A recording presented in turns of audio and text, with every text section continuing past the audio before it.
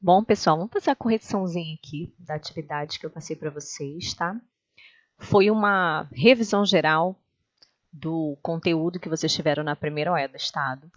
E a gente começa, né, relembrando o conjunto dos números reais. Então, nós temos aqui, ó, os naturais. Primeiro conjunto que foi inventado, então, da necessidade do homem de representar através de símbolos.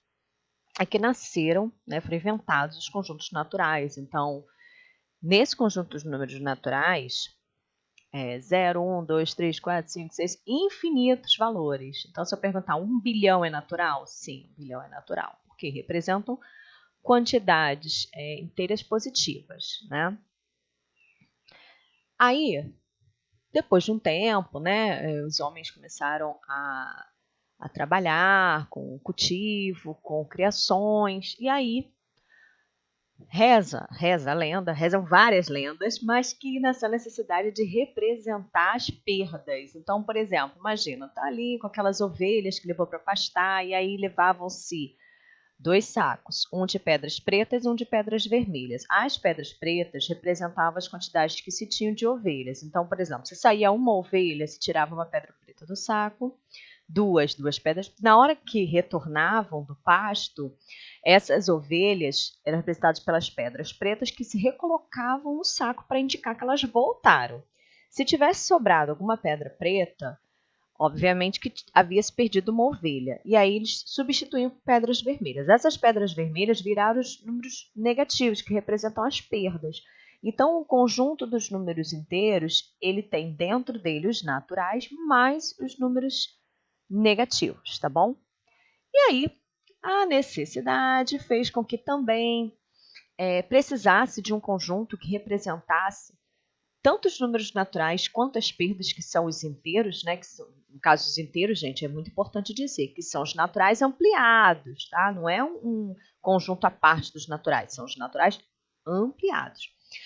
E aí, não se queria mais vender uma tábua inteira, se queria vender meia tábua, então, o que, né? Do quociente, do ratio, do racional, da divisão, veio dessa necessidade. Então, no conjunto dos números racionais, você tem os naturais, você tem os inteiros, que é a ampliação dos naturais acrescentado dos números negativos, e você tem também as frações. Então, eu vou representar aqui, eu vou pegar.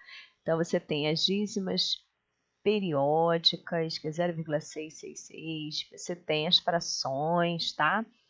Então, esse aqui é um conjunto de números racionais, onde você tem números naturais, você tem números inteiros, que são os naturais mais os negativos, e você tem os racionais, que são os naturais, né, os inteiros. Né? Quando eu falo inteiro, eu estou incluindo os naturais, mais as frações e dízimas periódicas, tá bom? Que são aqueles números que se repetem. E os irracionais não foram inventados, eles foram descobertos, foram números descobertos na natureza, como este númerozinho aqui que eu vou mostrar para vocês, que é o número π, que é o 3,14. O número π é o seguinte, toda vez que você pega qualquer objeto circular, um objeto circular faz conta que é um círculo, ele não é, tá, gente, mas faz conta que é um círculo. Se eu pegar aqui um barbante, medir aqui, ó, vem com o barbante, medir aqui o comprimento e dividir pelo diâmetro, vou lá e anoto as informações. Eu dividi, deu 3,14157 ou alguma coisa próxima disso, porque os instrumentos eles têm que ser muito precisos. Medir o comprimento e dividir pelo diâmetro sempre se aproxima desse valor. Então, o número π é um número irracional, o número φ, que é um número chamado número de ouro, que é o número da beleza. As raízes não exatas são números irracionais, tá? As raízes exatas são racionais, tá? E isso tudo a gente engloba no conjunto dos números reais. Nesse mapa mental você tem o conjunto dos números naturais, o conjunto dos números inteiros. Aqui, inclusive, tem um erro, tá, gente? Peço desculpas. Aqui começa em reticências, então aqui tem um errinho aqui, tá bom? Aqui também tem o zero. Ixi, tem um erro aqui. Vamos corrigir então, gente. Só que depois, perdão. Tá? Vou pegar já pronto. E aí vem com errinho. Então, certo aqui seria 0, 1, 2, 3, 4 infinito. Tá? E aqui nos inteiros, o erro é que ele começa no menos infinito, porque se eu quiser fazer menos 1 trilhão, eu posso. Então, junto dos inteiros, começa nas reticências, e aí sim, menos 3, menos 2, menos 1, 0, 1, 2 e no mais infinito, tá bom? E os racionais? Os racionais são todos os números que você consegue representar numa razão entre dois inteiros, né? Então, como você tem dois inteiros numa razão, ele é um número racional. Todos os números pertencentes aos inteiros, ele está dizendo isso, tá? O numerador pertencente aos inteiros e o denominador pertencente aos inteiros com asteriscos. Quer dizer, o denominador nunca pode ser zero, porque você não tem como dividir o número por zero, tá?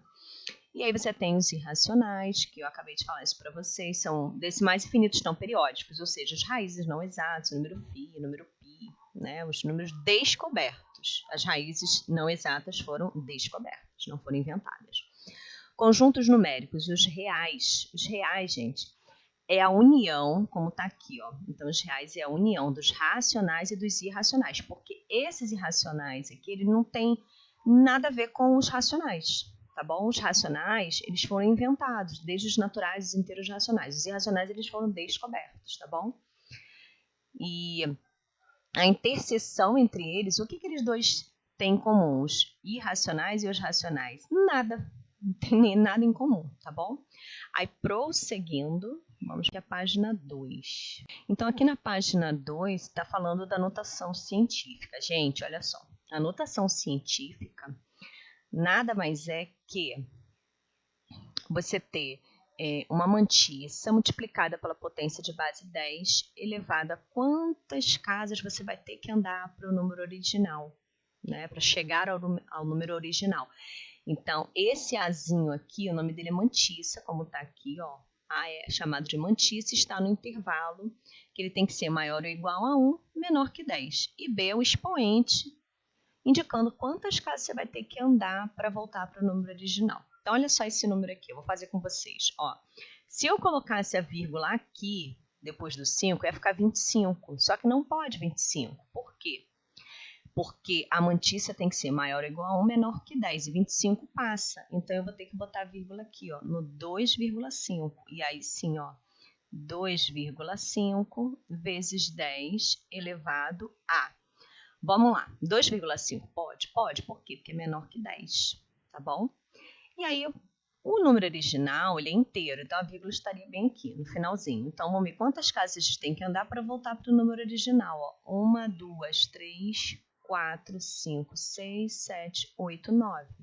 Então, a notação científica, que é uma maneira simplificada de escrever o número, é 2,5 vezes 10 a nona. Tá?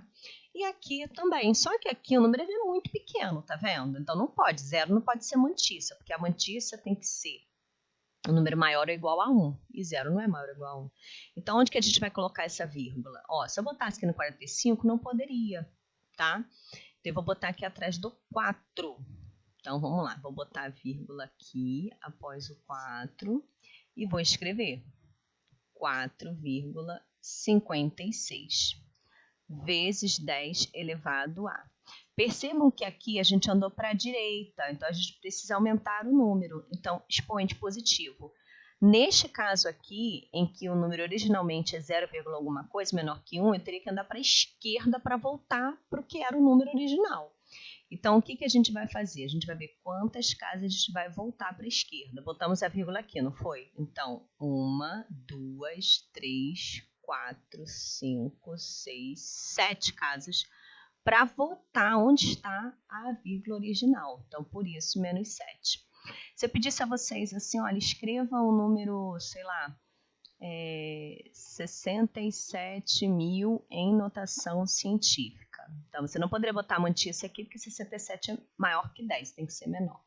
Então, você colocaria 6,7 vezes 10 elevado a. Como a vírgula foi colocada aqui e o número original está bem aqui atrás, a vírgula, você contaria 1, 2, 3, 4. Então, diferente do que pensa, não tem nada a ver de contar os zeros, não. É contar as casas, tá bom? Então, eu não passei exercício, mas se tivesse passado, seria isso, tá? Então, vamos lá. Voltando para a atividade aqui. Um pouquinho dos juros simples. Juros simples é uma fórmula super fácil de memorizar. É J igual a CIT, ou SIM, tanto faz. Alguns livros vêm com o N no lugar do T, e tem livro que vem o T mesmo de tempo. Então, como assim? Então, juros vai ser o capital, que é o dinheiro que você investiu, vezes a taxa, vezes o tempo. Isso são os juros. E o montante? O montante vai ser o dinheiro que você colocou mais os juros. Então, eu vou fazer um exemplozinho aqui, tá bom? Então, vamos supor que eu botei um capital, eu tenho dinheiro lá, R$300. Então, eu tenho R$300 e vou lá no banco, enfim, peguei com alguém emprestado, se a pessoa vai me cobrar juros simples. No banco, normalmente, se cobra juros compostos, que é juros sobre juros, que o valor fica enorme. Mas, vamos botar em taxa de juros simples, vai me dar 10% de juros, que vai aumentar do valor que eu coloquei. Eu coloquei R$300, quanto que eu vou receber a mais? Num tempo, pode ser T ou N, tá? Tanto faz esse símbolozinho aqui. Por 6 meses. A taxa também tem que estar ao mês, tá? Se tiver ao ano, tem que converter. E o tempo está em meses. Qual vai ser os meus juros? Aí eu vou botar J é igual a CIT ou SIM, tanto faz. Então, a gente só vai substituir. Quem é o capital? Então, o capital aqui é R$300. Então, R$300 vezes a taxa. Eu gosto muito de botar em fração, que aí acho que foi mais fácil, vezes o tempo, que são 6 meses. O que eu posso fazer? Cortar os zeros daqui com os zeros de baixo. E aí multiplicar todo mundo.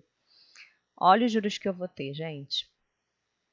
3 vezes 10, 30. 30 vezes 6, R$180. Então, o montante vai ser o capital, que foi o que eu coloquei, mais os juros. Quanto que eu coloquei lá de grana? Então, eu coloquei R$300. De quanto foram os meus juros? 180. Então, qual vai ser o meu montante total? Então, o meu montante vai ser R$480. Então, isso são os juros, tá bom? Então, vamos fazer a correção aqui para a gente agilizar, tá? Dos números irracionais a seguir, qual deles não pertence ao intervalo 2 e 3? Lembrando, quando ele fala isso, gente, ele está falando de uma retinha numérica.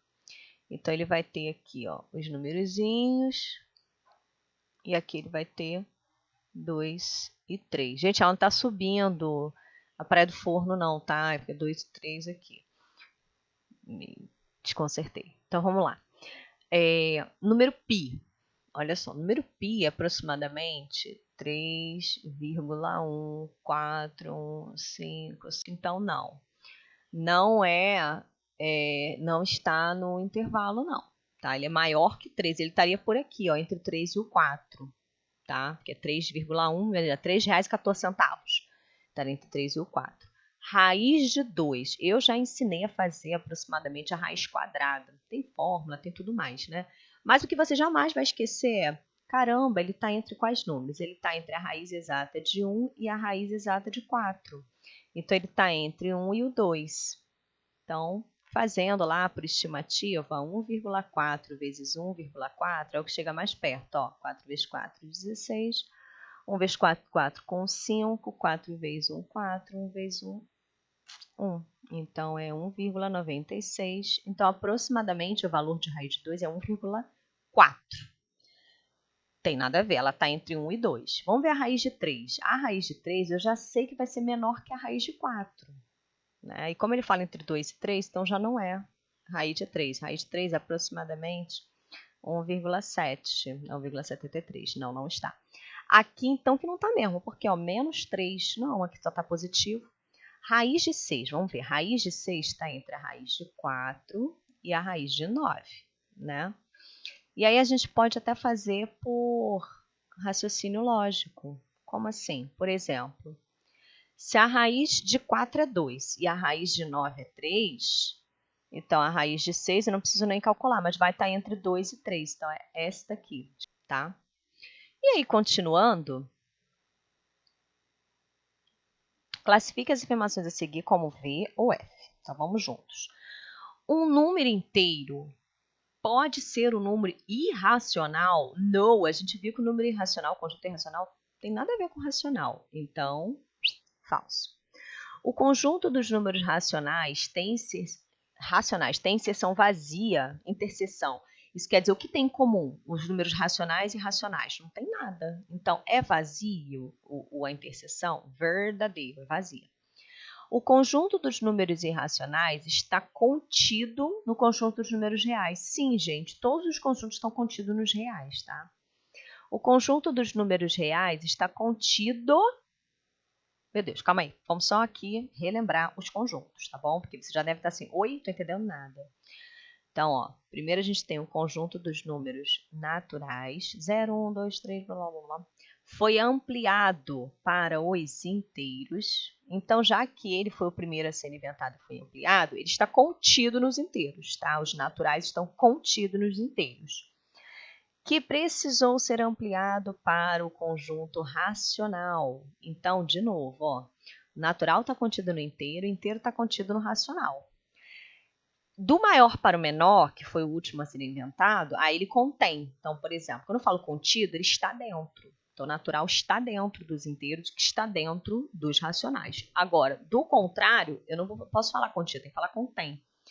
Então, os racionais têm dentro dele os inteiros, que têm dentro dele os naturais. Então, racionais contêm os inteiros contêm os naturais, tá bom? Os irracionais estão aqui separadinhos, let it go, bonitinhos, né? E para juntar todo mundo, a gente chama de reais. Então, gente, todos os conjuntos estão contidos nos reais, tá bom? Peço perdão pela letra, estou tentando melhorar. Então, o conjunto de números reais, os reais estão contidos junto dos outros? Não, ele contém todos os outros. Então, esse daqui é falso, não tem como. O último conjunto, maior conjunto, está dentro de outros, não existe. Então, contido está dentro, contém tem dentro dele. Qualquer raiz quadrada tem como resultado o número racional. Antes, acabou de falar aqui no primeiro, ó, raiz de 3 é racional? Não, é irracional. Então, é falso, falsíssimo, falsérrimo. Então, vamos ver como ficou a sequência? F, V, V, F, F. Então, vamos ver onde que tem. F, V, V, F, F. Então, esta letra aqui, deixa eu trocar a cor da minha caneta. Então, esta aqui, letra B, tá bom? Então, vamos para o próximo. Dos números a seguir, podemos afirmar que todos são irracionais. Irracionais. Exceto, vamos ver qual, exceto qual. Bom, irracional. Este não, porque olha só, ele é finito, ele tem fim. Então, a letra D é irracional. É irracional. E na questão 4, a distância entre o Sol e a Terra é deste tamanho. Qual é o número de notação científica? Vamos ver, onde é que a gente vai colocar a vírgula? Quem pode ser a mantissa? Aqui, né? Então, vamos lá. Então, vamos botar 1,49 é a mantissa. Eu posso arredondar, eu posso colocar tudo, tá? Se eu botasse 1,49, tranquilo. Só na hora de contar vai ser a mesma coisa aqui no expoente, tá? Eu botei vírgula aqui, não foi? Então, eu vou contar 1, 2, 3, 4, 5, 6, 7, 8. Então, 1,496 vezes 10 é o oitavo. Se você quisesse arredondar aqui, também poderia, tá bom? A constante de Avogadro é uma importante grandeza que relaciona o número de moléculas, átomos ou íons existentes em um molde de substância. Seu valor é 6,02 vezes 10 elevado à 23ª potência. Escreva esse número em forma decimal. Eu não estava legal na hora que eu fiz isso aqui. Por quê? Olha só, primeiro vamos só lembrar que é 10 elevado a 23, né? Então, ele teria que andar 23 casas para a direita, porque está positivo. Se fosse negativo, para a esquerda. Então, primeiro vamos colocar o número sem vírgula, para a gente ver, ó. A vírgula está aqui, né? Eu vou ter que andar 23 casas. Então, eu vou botar aqui, ó, 1, 2, já teria que andar 21. Que eu andei, ó, 23, 22, faltam 21. Como é que eu vou fazer? Vou acrescentar 21 zeros, gente. 1, 2, 3. Onde estava a cabeça, gente? 4, 5, 6, 7, 8. 9, 10, 11, 12, 13, 14, 15, 1, 16, 17, 18, 19, 20, 21. Perfeito, né? Tranquilo, só que não. Então, olha só. A questão 6. Uma das principais provas de velocidade do atletismo é a prova de 400 metros rasos. Aí o atleta Michael Johnson venceu essa prova com a marca de 43,18 segundos. Esse tempo em segundos escrito na notação científica é... A gente até vai olhar o restante, mas olha só. Primeiro, na notação científica, a mantice tem que ser maior que 1, menor que 10. Maior ou igual a 1, menor que 10. 0 não pode ser mantice. Aqui pode.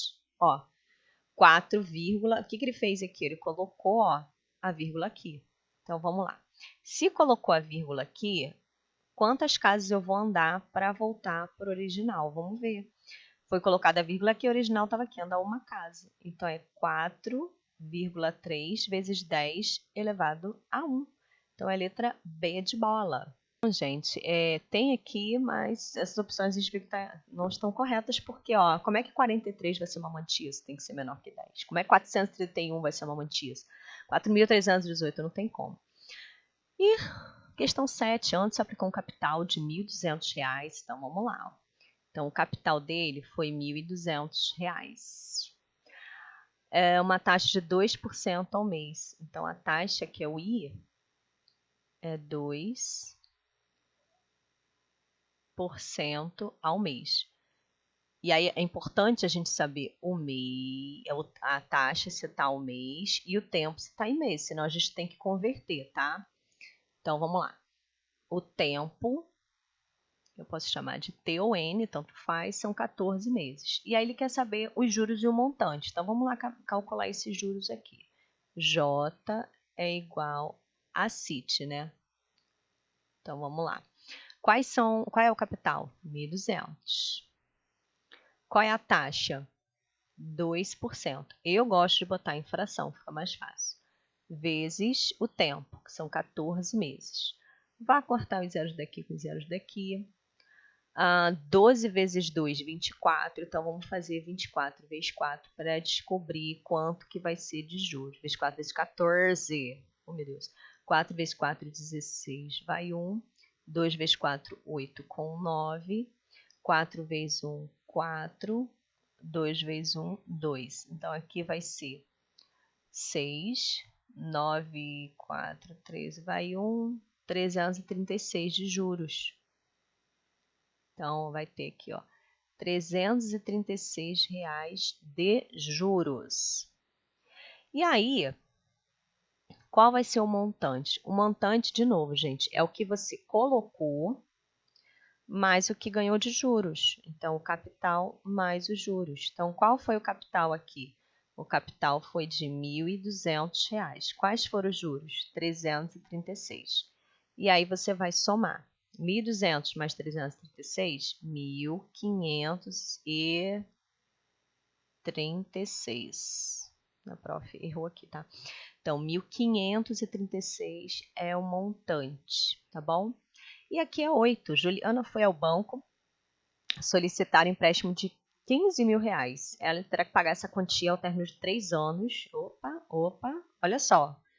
O tempo está em anos e a taxa está ao mês. Que coisa tensa. Quanto ela pagará de juros? O que a gente pode fazer? Transforma esses anos aqui em meses, tá? Então, vamos lá anotar as informações. Então, nós temos aqui, o capital foi de R$ 15.000. A taxa foi de 3% ao mês. E o tempo a gente vai transformar. O tempo está 3 anos. 3 anos é o mesmo que... Se um ano tem 12 meses, 3 anos vão ser 12 vezes 3, ou seja, 36 meses, tá bom?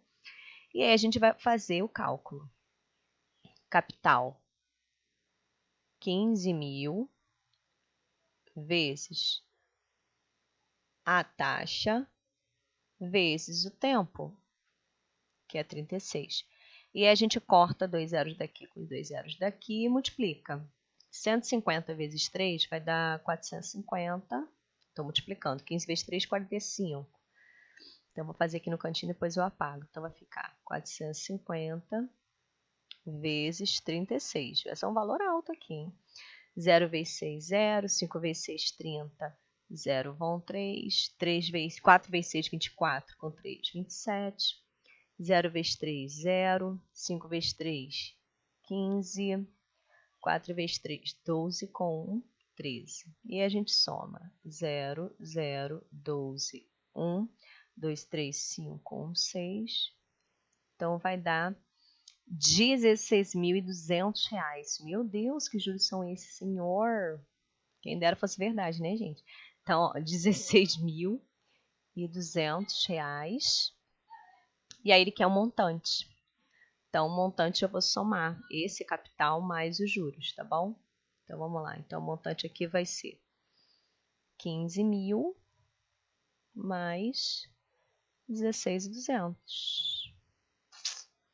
Então, vai ser aqui R$31.200 montantes, tá? E aí, pra gente praticamente terminar, eu acho que é a última, penúltima. Então, vamos lá. Bullying. No 7 de abril foi dia de combate ao bullying. Bullying não é nada legal. Bullying é, com certeza, alguém que não se aceita, que arruma algum jeito de implicar com o outro, mas essa pessoa que tem sérios problemas, né? Ações verbais ou físicas feitas de maneira repetitiva por um ou mais alunos contra um ou mais colegas. Então, nós temos aqui alguns números, ó. Aí tá perguntando aqui na 9, qual a sua opinião sobre esses dados. Olha que coisa absurda, gente. Então, foi realizado com 12.000 jovens no Rio de Janeiro, São Paulo, Pará, Paraíba, Bahia e Distrito Federal. 84%, ou seja, a cada 100, 84 desses alunos acham a escola violenta. A cada 100, 70 afirma ter sido vítima de violência escolar. E 1 em cada 3 afirmou estar envolvido em bullying, como agressor ou a vítima. Então, o agressor é o que tem que ser combatido, que tem que ser tratado urgente, porque ele tem sérios problemas. Se ele precisa diminuir o outro para ele se sentir bem, então ele tem sérios problemas humanos e ele precisa ser tratado como tal, né? Se 200 jovens fossem entrevistados, quantos reportariam a escola como violenta? Então, como 84% reportam a escola como violenta, então a gente vai ter que calcular 84% de 200. E dá para cortar esses zeros com esse daqui e fazer 84 vezes 2, que vai dar 168 jovens. Se fosse feita uma pesquisa com 200 alunos, 168 iriam dizer que a escola é violenta. Quantos afirmariam ter sido vítima de violência escolar? Então, olha só, 7 em cada 10... Né? Por que a senhora falou 7 em cada 10? Quando eu corto aqui, fica 7 em cada 10. Aqui são 70 em cada 100. Então, 7 em cada 10 acham que a escola é violenta. Se fossem 200 jovens, então corta aqui, 70 vezes 2, 140.